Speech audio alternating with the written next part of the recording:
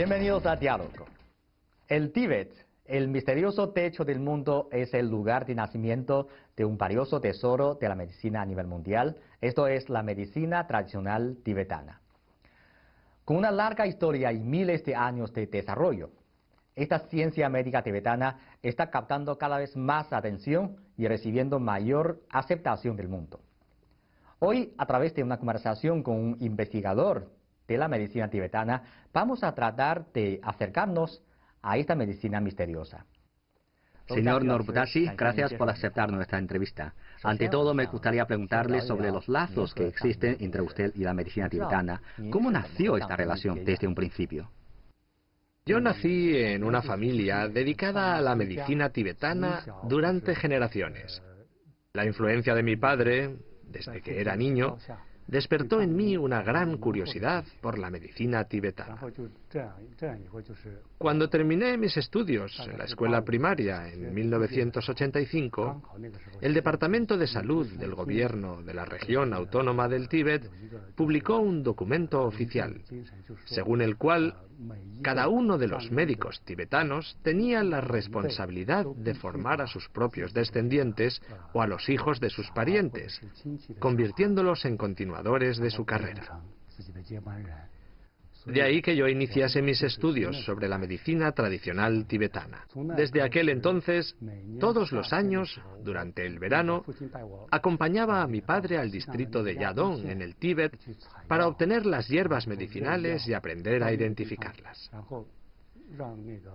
Cuando llegábamos allí, les enseñábamos a los habitantes locales una serie de conocimientos acerca de cómo recoger las hierbas medicinales y cómo devolver la tierra a su lugar original una vez extraídas las hierbas, qué tipo de agua usar para lavarlas y cómo secarlas al aire después. Cuando se terminó el proceso, adquirimos todas las hierbas medicinales que ellos recolectaban. Nos quedábamos 2 meses enteros cada vez que íbamos allí. También ofrecíamos tratamientos gratuitos a los pacientes locales, regalándoles medicinas. Y después, ¿por qué vino a Pekín para dedicarse a la investigación de la medicina tibetana? Tras llevar más de 10 años trabajando en esta área, aprobé el examen de admisión de maestría de la Universidad de Medicina Tibetana, de la que me gradué en 2008. Cuando cursaba los estudios de maestría allí, lo que más me impresionó fue que si optaba por la investigación en medicina tibetana, podría desplegar mejor mis capacidades. Casualmente, el Instituto de Investigación de Medicina Tibetana del Centro de Investigación de Medicina Tibetana de China ofreció una vacante. El director del hospital donde trabajé, el señor Pingtok Dorji, me dio todo su apoyo y me dijo: si puedes pasar el examen del Centro de Investigación de Medicina Tibetana de China, sería un gran honor para nuestro hospital. Con su respaldo, aprobé sin problemas el examen escrito, la entrevista y otras pruebas para poder incorporarme finalmente al Centro de Investigación de Medicina Tibetana de China. A lo largo de una década de dedicación en cuerpo y alma a la investigación de la medicina tibetana, Norbutashi ha ganado muchos premios en su trabajo, además de conseguir el título de doctorado de la Universidad de Medicina Tradicional China de Beijing. También ha visitado distintos países para impartir allí clases destinadas a transmitir los conocimientos de medicina y fármacos tibetanos por todo el mundo. Siendo una medicina étnica que los tibetanos han desarrollado y enriquecido en el proceso de adaptación al complejo ambiente natural local y de las largas luchas contra diversas enfermedades, la medicina tibetana es un sistema farmacéutico particular que se ha configurado a través de prolongadas prácticas y a base de una amplia asimilación e integración de las teorías de la medicina tradicional china, india y nepalí, forma parte relevante de la medicina china y goza de un alto prestigio en el círculo médico dentro y fuera de China. Durante la época del Viejo Tíbet, la medicina tibetana se apoyaba principalmente en las relaciones familiares, en las clases impartidas por el maestro al discípulo y en la enseñanza en los templos para garantizar su continuidad y desarrollo. Las pocas entidades sanitarias existentes no solo adolecían de instalaciones precarias y de una gran falta de personal médico, sino que también ponían sus recursos sanitarios principalmente al servicio de los gobernantes de la alta sociedad, por lo que los numerosos siervos campesinos del Tíbet no tenían el más mínimo acceso a ellos. Tras la realización de las reformas democráticas y gracias a la atención otorgada por nuestro partido y por el Estado, tras una serie de reformas y avances, la medicina tibetana ha logrado encaminarse en una vía acertada de evolución, entrando en una nueva etapa de desarrollo acelerado y obteniendo grandes logros. El Estado no solo ha establecido instituciones de educación superior dedicadas a estudiar e investigar como especialidad la medicina tibetana para formar con grandes esfuerzos a talentos en esta materia, sino que también ha asignado en términos acumulativos centenares de millones de yuanes para apoyar la investigación en este terreno. A lo largo de miles de años, la medicina tibetana ha hecho relevantes contribuciones a la supervivencia, el crecimiento, las actividades de producción y el desarrollo cultural de la etnia tibetana y otras etnias hermanas. Hoy por hoy, la medicina tibetana, que se integra y se retroalimenta en su estudio con los diversos sistemas médicos avanzados, ha brindado y seguirá brindando mejores servicios a la salud de los tibetanos y de todos los pueblos del mundo. Durante la larga historia antes de la implementación de las reformas democráticas, ¿cuál era la situación de la medicina tibetana? La medicina tibetana tiene su origen y desarrollo en torno al Tíbet, desde donde llegó a transmitirse al otro lado del Himalaya, a Asia Central, Rusia y Mongolia, entre otras regiones. El prolongado curso de la historia, antes de la aplicación de las reformas democráticas, está compuesto por 3 etapas, según mis propios criterios. La primera fue el siglo VIII, cuando vieron la luz las 4 colecciones del Código Medicinal elaboradas por Yutok Yontan Gongpo. Se trata de una gran obra maestra de la medicina tibetana. El nacimiento de las 4 colecciones del Código Medicinal marcó el punto inicial del desarrollo, sistematización, teorización y estandarización de la medicina tibetana.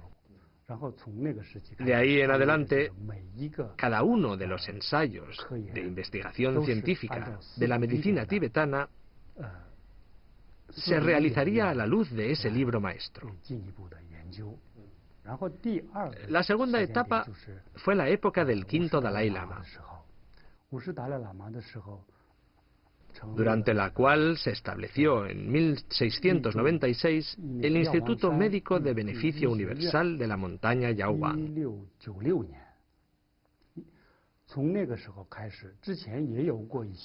Pese a que se establecieron escuelas de formación de medicina tibetana en diversos lugares,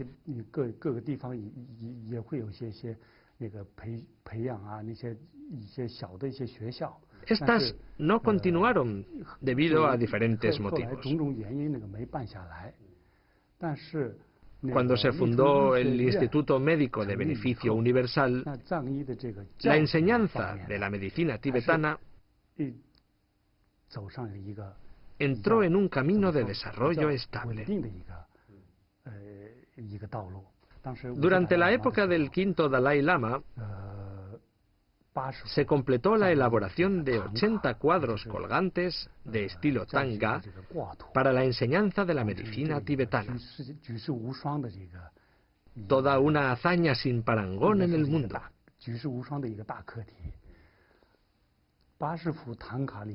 Los 80 cuadros engloban casi todos los contenidos importantes de la medicina tibetana, tales como la anatomía, la fisiología, la patología, el tratamiento externo, la farmacología, la elaboración de medicamentos, el examen urinario y el diagnóstico mediante el pulso, entre otros. Se impartían clases de medicina mediante esos cuadros para que se pudiesen dominar los conocimientos con más facilidad, lo cual jugaba un papel muy activo en la transmisión y continuidad de la medicina tibetana. Se alcanzaron momentos de enorme pujanza durante el periodo del quinto Dalai Lama, gracias a los enormes avances que experimentó. Durante las dinastías de Yuan, Ming y Qing, la medicina tibetana se transmitió ampliamente, tanto en las regiones tibetanas como en Beijing, hasta alcanzar su apogeo durante la dinastía Qing. El templo de los lamas de Beijing era un palacio residencial del emperador Qianlong, que se convirtió posteriormente en un templo del budismo tibetano. El emperador Qianlong le preguntó a Chanakya, el tercer Buda viviente, cómo desarrollar la medicina tibetana en las regiones donde habitaban los tibetanos. Y Chanakya, el tercer Buda viviente, le explicó con detalles. Tras escucharlo, el emperador Qianlong dio instrucciones de desarrollar la medicina tibetana en Beijing, siguiendo su modelo en las regiones tibetanas. Por eso Chanakya, el tercer Buda viviente, a la luz del modelo tibetano, estableció 4 importantes Memba Dratsang en Beijing. En la lengua tibetana, Memba significa médico y Dratsang significa escuela. Por eso, Memba Dratsang significa escuela de médicos. En 1744, cuando la Memba Dratsang se constituyó en el Templo de los Lamas en Beijing, el emperador Qianlong emitió un edicto imperial indicando que todos los maestros de la escuela también deberían ser invitados desde el Tíbet. La segunda Memba Dratsang más importante se estableció en el templo de Puning, en la ciudad de Chengde, en la provincia de Hebei. Desde la dinastía Yuan, esa ciudad siempre ha sido una ciudad adscrita a Beijing y el segundo centro político del país. Perteneciendo el templo de Puning a la Casa Imperial, se estableció allí una Memba Dratsang para impartir conocimientos sobre la medicina tibetana. Y es allí donde se editó la versión pequinesa de las 4 colecciones del Código Médico. Hasta la fecha, es la única versión de ese libro inscrito en tablas de madera que hemos descubierto en el resto del país, fuera de las regiones tibetanas. Las 4 colecciones del Código Médico es una obra maestra de gran relevancia para la medicina tibetana. Tal como he hecho hincapié en ello, el nacimiento de ese libro marcó el inicio del desarrollo sistematizado, teorizado y estandarizado de la medicina tibetana. Desde el siglo VIII hasta la fecha actual, este libro siempre ha sido un material de enseñanza fundamental para la medicina tibetana. De hecho, al preparar esta entrevista también hemos leído muchos comentarios en Internet sobre la medicina tibetana, entre los cuales probablemente haya algunos malentendidos sobre este tipo de medicina. Durante su carrera, ¿se ha encontrado usted también algún malentendido? Sí. Cuando realizo visitas de estudio, de trabajo y pasantías fuera de las regiones tibetanas, me encuentro frecuentemente con personas que me preguntan si la medicina tibetana lleva elementos de metales pesados. La gente suele asociar la medicina tibetana con el metal pesado. Yo les contesto que la medicina tibetana sabe, desde hace muchísimo tiempo, que el metal pesado es tóxico y dañino para la salud.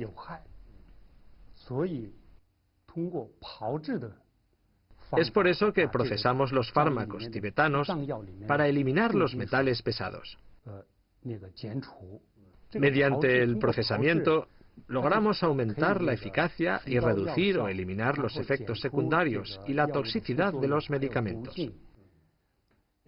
Es decir, el procesamiento consiste en un proceso por el que se transforma la materia prima en medicina.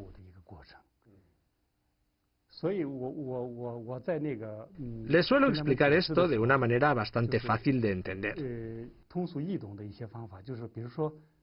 Por ejemplo, a los compatriotas de la etnia Han les gusta comer ravioles chinos.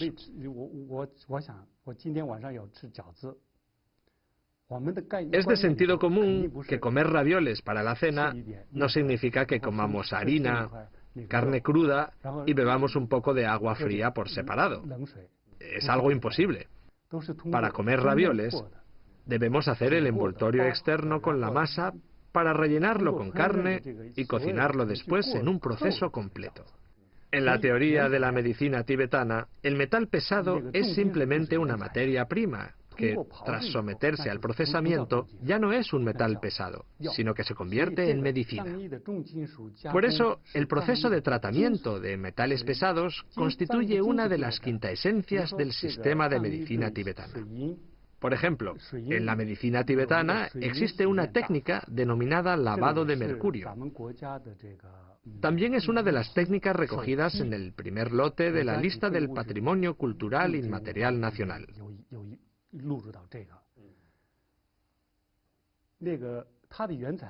El material que se usa, el mercurio, es letal. Por eso, el procesamiento de lavado de mercurio es un proceso bastante prolongado que puede durar unos 2 o 3 meses. La medicina extraída tras ese procesamiento se llama tzotel, que no solo no es venenosa, sino que contribuirá a la longevidad. Gracias a su explicación hemos percibido lo mágica que es la medicina tibetana. Por lo tanto, yo suelo comparar la técnica de lavado de mercurio de la medicina tibetana con la habilidad de preparar un gran banquete de comida china. Si logras dominar la habilidad de preparar un extraordinario banquete, ya eres un chef de máxima categoría.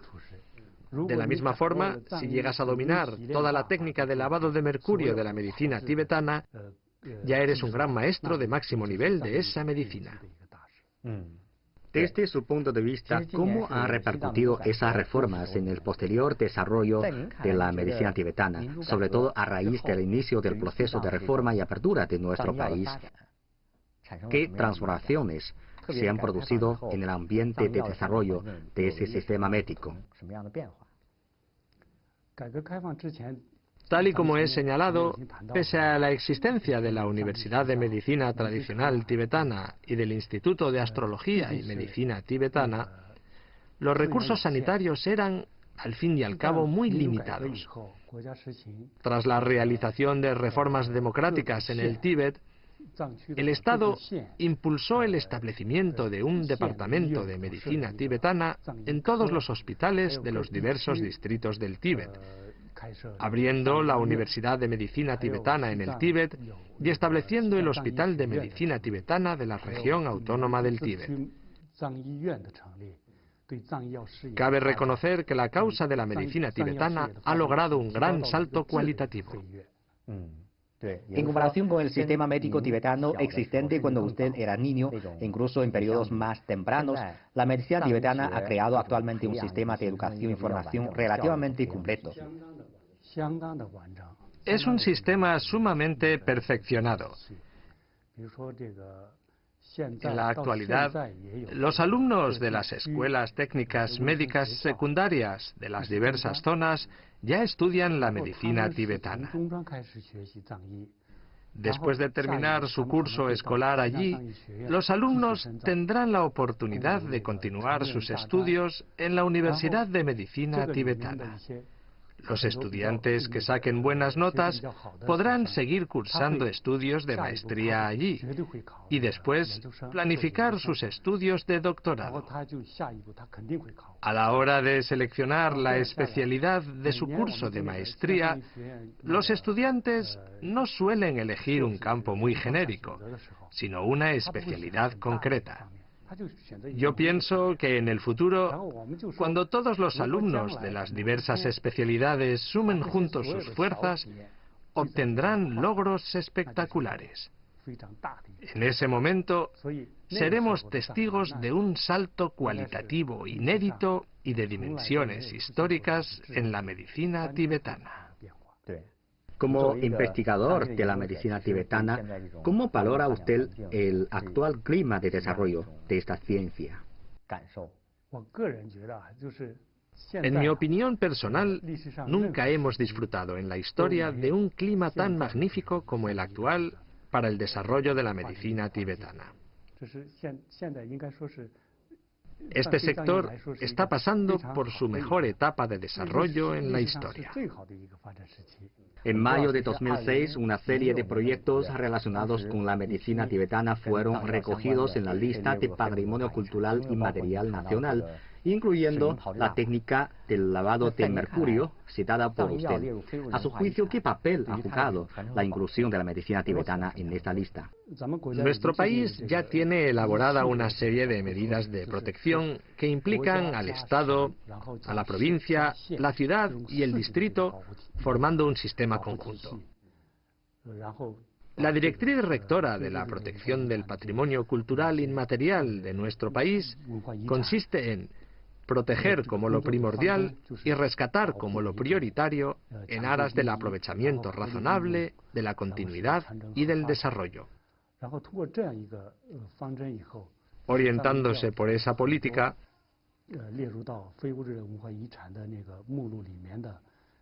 muchos patrimonios incluidos en esa lista han tenido una buena continuidad, una buena protección y un aprovechamiento razonable.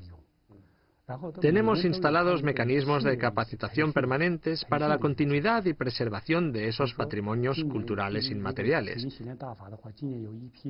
Por ejemplo, tenemos previsto organizar una serie de cursos de formación sobre la técnica de lavado de mercurio para transmitir los conocimientos pertinentes a los responsables de las fábricas de medicamentos.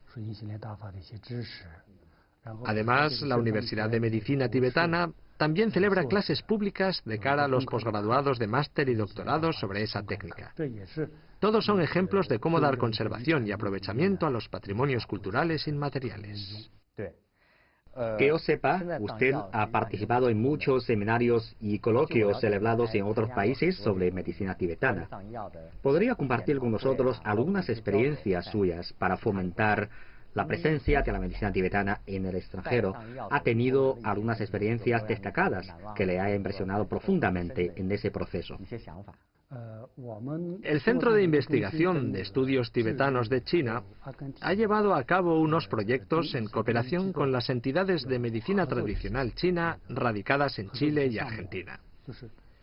En ese marco, los académicos chilenos vienen a Beijing para cursar estudios sobre medicina tibetana, mientras que nuestros académicos imparten conocimientos en ese ámbito en las escuelas de medicina tradicional china de Chile.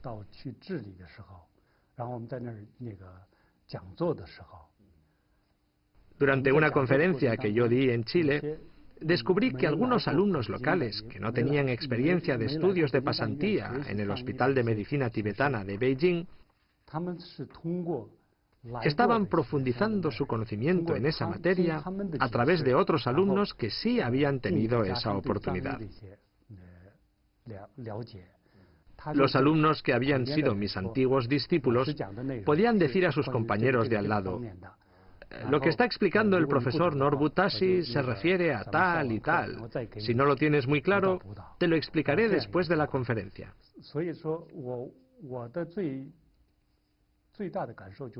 La impresión más destacable que me dejó esa experiencia fue que a los chilenos les encanta especialmente la medicina tibetana, debido probablemente a las similitudes que guarda Chile con Lhasa en cuanto a las costumbres culinarias o la geografía, entre otros aspectos. Usted llevaba años trabajando en la primera línea del sistema sanitario. ¿Sigue volviendo al Tíbet con frecuencia? ¿Qué impresión tiene sobre el desarrollo de la causa del sistema de salud tibetano? Yo trabajé en el hospital de mi tierra natal entre finales de la década de los 80 y principios de los años 90. Cuando constaté con mis propios ojos las condiciones verdaderamente precarias del sistema de salud.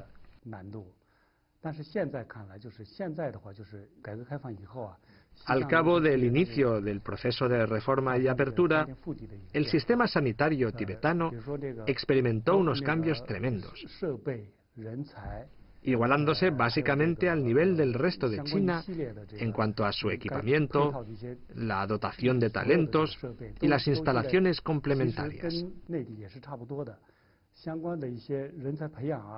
En materia de formación de talentos, los destacados expertos científicos del resto del país, dentro del marco de los programas de asistencia al Tíbet, han ido viniendo a esta región para prestar apoyo en la capacitación de los talentos locales. También se enviaron talentos locales del Tíbet a los hospitales y universidades del resto de China para que participasen en cursos de formación, con el fin de aumentar su nivel tecnológico y académico. Todas esas medidas han contribuido al desarrollo vertiginoso y a pasos agigantados de la causa de salud del Tíbet. Usted ha hecho mención a la asistencia que presta al resto del país al Tíbet, enviando médicos de sus respectivas provincias a prestar apoyo a los hospitales tibetanos. ¿Ha tenido usted contacto con algunos de ellos? ¿Podría compartir con nosotros algunas historias sobre esas personas? Sí, cuando yo trabajaba en la primera línea clínica del antiguo hospital, mi especialidad era la medicina tibetana, mientras que mi hermana mayor se había especializado en medicina occidental. Un día, cuando la ayudé a reordenar sus materiales de estudio, encontré un libro de enseñanza de medicina occidental. Le pregunté a mi hermana qué libro era ese, y ella me dijo que era un libro escrito de puño y letra en papel de cera por un médico del grupo de médicos de asistencia al Tíbet. Todo el libro había sido escrito a mano por ese profesor para ser fotocopiado después en muchos ejemplares, porque no se vendía ningún libro así en el mercado. Esos médicos procedentes del resto del país enseñaron conocimientos básicos con los libros que ellos mismos habían escrito a mano. Los principales responsables de los departamentos de los diversos hospitales del Tíbet son los discípulos de aquellos médicos que vinieron a ayudarnos. De hecho, los compatriotas médicos que vienen a ofrecernos ayuda han promovido el desarrollo de la causa médico-sanitaria del Tíbet, y ahora se pueden cubrir las demandas del pueblo tibetano en materia de salud. Hoy por hoy, la manera de prestar apoyo es organizar grupos de especialistas que trabajan en el Tíbet. Dicha manera ha dado solución a muchos problemas que hay allí. Por ejemplo, cuando se encuentran con algunas enfermedades raras o difíciles de tratar por parte de los médicos locales, los grupos de médicos enviados desde el resto del país pueden dar una salida a los problemas en muy poco tiempo. Además, se ha establecido un mecanismo de contacto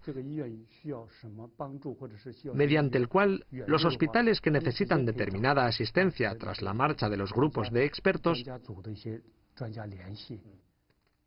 pueden contactar directamente con ellos para que les den orientación técnica a través del diagnóstico y tratamiento a distancia, o para que les ofrezcan consultas sobre problemas delicados.